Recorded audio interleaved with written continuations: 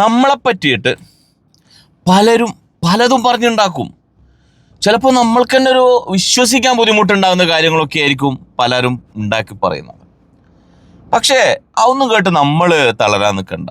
കാരണം എന്നറിയോ, ഇതൊന്നും നമ്മളോട് ഡയറക്റ്റ് വന്ന് പറയുന്നതല്ല, വേറൊരാളോട് പോയിട്ട് പറഞ്ഞ് അവർ നമ്മളോട് പറയുന്ന. കാരണം എന്താ, നമ്മളോട് ഡയറക്റ്റ് പറയുകയാണെങ്കിൽ ആ വർത്തമാനം അവർക്ക് പൂർത്തീകരിക്കാൻ വേണ്ടി പറ്റില്ല. കാരണം എന്താ, അതിൽ കള്ളമുണ്ടെന്ന് ഉറപ്പുണ്ടെങ്കിൽ അവരൊരിക്കലും അത് പൂർത്തീകരിക്കില്ല. അവരൊക്കെ അത് ചോദ്യമായിട്ട് മാത്രമേ ചോദിക്കൂ. പക്ഷെ ഇത് മൂന്നാമതൊരാളോട് പറയുമ്പോൾ എന്താ, അത് സത്യം പോലെയാണ് പറയുക. കുറച്ചും കൂടി കൂടുതലങ്ങ് ഉണ്ടായി കൊടുക്കും ചെയ്യും.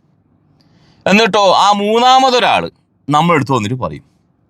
ആ പറഞ്ഞു കൊടുക്കുന്നതിനോ ബുദ്ധിയില്ല, അന്ന് ഈ കേട്ട് നിൽക്കുന്നതിനെങ്കിലും കുറച്ച് വിവരം വേണ്ടേ, അതങ്ങനെ എടുത്ത് അതിലും കുറച്ച് കൂട്ടിക്കൊടുത്ത് നമ്മളെടുത്ത് വന്നിട്ട് പറയും. അപ്പോൾ നമ്മൾക്ക് എന്താവും, അവരോട് ഭയങ്കര ദേഷ്യം ഉണ്ടാവും. ഈ പറഞ്ഞു തരുന്നതുണ്ടല്ലോ, ഈ പറഞ്ഞു തരുന്ന ആൾക്കാർ അവർ ഭയങ്കര മാന്യന്മാരായിരിക്കും. എന്താ അല്ലേ? അങ്ങനെയൊന്നല്ല.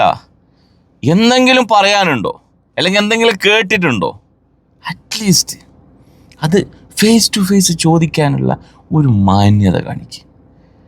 അങ്ങനെ നിങ്ങൾക്ക് അതിനുള്ള താക്കത്തില്ലെങ്കിൽ നിങ്ങൾ സംസാരിക്കാൻ നിൽക്കരുത്, അല്ലേ? ഒരു തറവാടിത്തമുള്ള ആൾക്കാർ എന്താ ചെയ്യുക, ഫേസ് ടു ഫേസ് സംസാരിക്കും. അതല്ലെങ്കിൽ എന്താക്കും, മിണ്ടാതിരിക്കും. ആരെങ്കിലും എന്തെങ്കിലും ആയിക്കോട്ടെ, ആരെങ്കിലും പറ്റി പലരും പലതുണ്ടായിക്കോട്ടെ, നിങ്ങളതൊന്നും കാര്യമാക്കണ്ട. കാരണം നിങ്ങളെ ബാധിക്കുന്നുണ്ടോ? ഇല്ല. പക്ഷെ നിങ്ങളത് പറഞ്ഞു കൊടുക്കുമ്പം ആ പറഞ്ഞു കൊടുക്കുന്നവർക്കും അത് പറഞ്ഞവർക്കും ഇടയിൽ ശത്രുത വളരും, അല്ലേ? അത് ചിന്തിക്കാനുള്ള ചെറിയൊരു കോമൺ സെൻസ് പോലും ഇല്ലെങ്കിൽ പിന്നെ എന്ത് പറയാനാണ് ഇവരോടല്ല.